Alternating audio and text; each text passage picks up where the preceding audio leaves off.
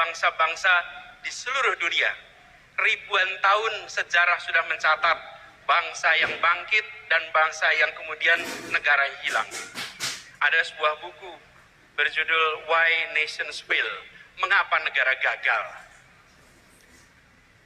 Studi ini bukan studi teoritis. Studi ini adalah mengumpulkan berbagai peristiwa, mengambil hikmahnya, apa yang harus kita perhatikan supaya kita terus bisa bangkit ke depan.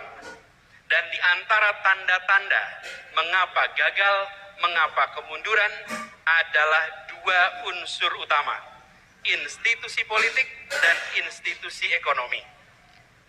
Ketika institusi politik, institusi ekonomi itu bersifat ekstraktif, memeras, maka pelan-pelan negaranya akan turun.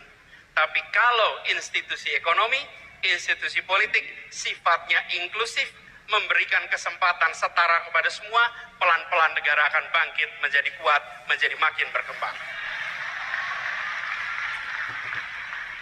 Apakah institusi politik dan ekonomi yang bersifat memeras, menyingkirkan, atau bersifat inklusif, memberikan kesempatan pada semua? Coba kita lihat satu-satu. Kita lihat institusi politik.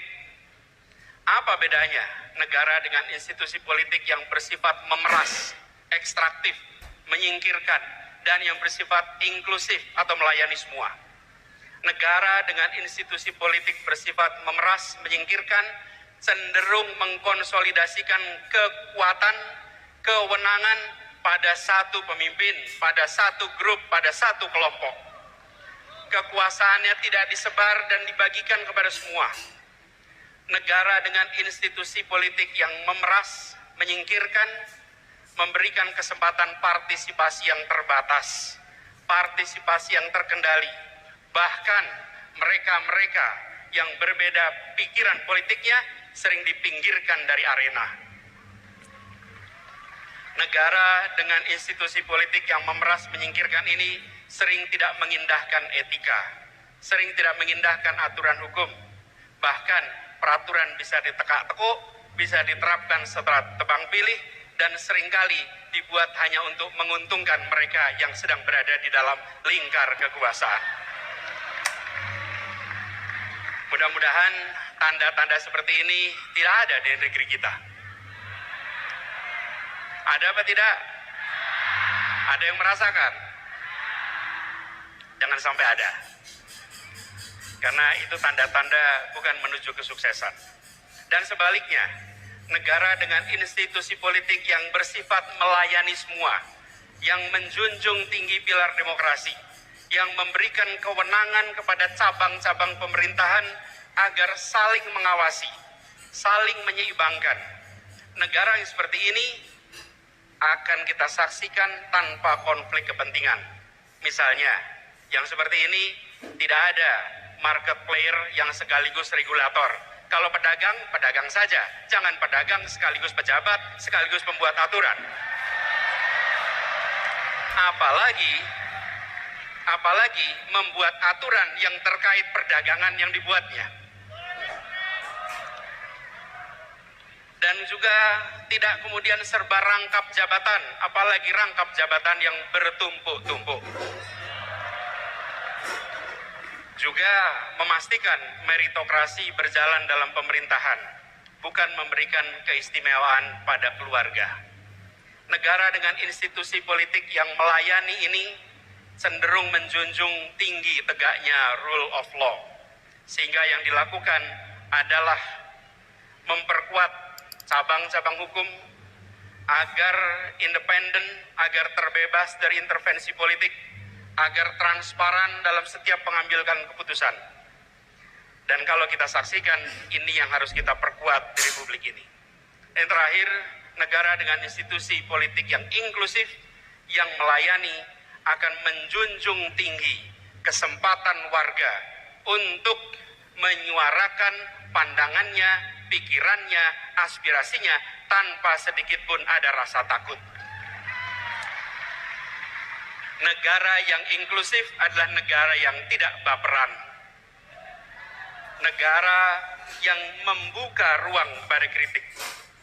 negara atau pemerintah memiliki kekuatan aparat, memiliki kekuatan anggaran, memiliki kekuatan media, memiliki bahkan kekuatan senjata. Yang dimiliki oleh rakyat adalah gagasan, aspirasi, dan kata-kata. Jangan sampai satu hal yang dimiliki oleh rakyat, kata-kata itu pun dilarang untuk diartikulasikan. Izinkan kata-kata rakyat bisa muncul ke permukaan. Karena itu bila saat ini ada pasal-pasal yang dikenakan kepada mereka yang mengungkapkan pendapat, maka ke depan kita perlu justru pasal-pasal dalam undang-undang kita, dalam peraturan kita yang secara tegas dan eksplisit melarang persekusi atas kebebasan berpendapat. Jadi saya juga mengalami ketika tugas di Jakarta, ketika berada di pemerintahan, maka kita menjadi kotak pos alamat keluhan dan kritik. Dan itu harus diterima sebagai it comes with the job. Ini adalah bagian dari pekerjaan. Tidak perlu dituntut, tidak perlu diprosekusi, dan itu juga yang telah kita sama-sama laksanakan di Jakarta. Tidak ada satupun yang dilaporkan dan dipersekusi. Hal lain adalah terkait dengan institusi ekonominya.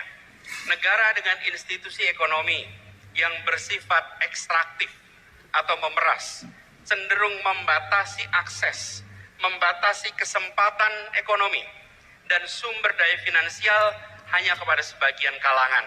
Mereka yang berada dalam lingkar kekuasaan saja, mereka yang dekat lingkar kekuasaan saja. Sementara mereka yang jauh, mereka yang tidak bersama, tidak mendapatkannya. Ini harus kita hindari. Harus dihadirkan transparansi dan pengawasan atas penyalahgunaan kekuasaan seperti ini. Dan tentu saja negara dengan institusi ekonomi yang bersifat melayani semua, sifatnya inklusif, adalah yang memberikan kesempatan terbuka, kesempatan yang lebar kepada semuanya. Dan langkah-langkah yang kita lakukan untuk menghadirkan ini adalah memastikan bahwa yang kecil bisa menjadi besar tanpa mengecilkan yang besar. Semangatnya adalah seperti tadi disampaikan, bahwa membesarkan yang kecil tanpa mengecilkan yang besar. Jadi bukan hanya bersifat ekstraktif memberikan kesempatan pada yang besar untuk makin besar, tapi harus memastikan bahwa semua dapat kesempatan yang sama. Dan negara dengan institusi ekonomi yang bersifat ekstraktif ini cenderung abai pada pengembangan pelayanan publik dan pembangunan infrastruktur. Sebaliknya, yang inklusif cenderung untuk melayani semua.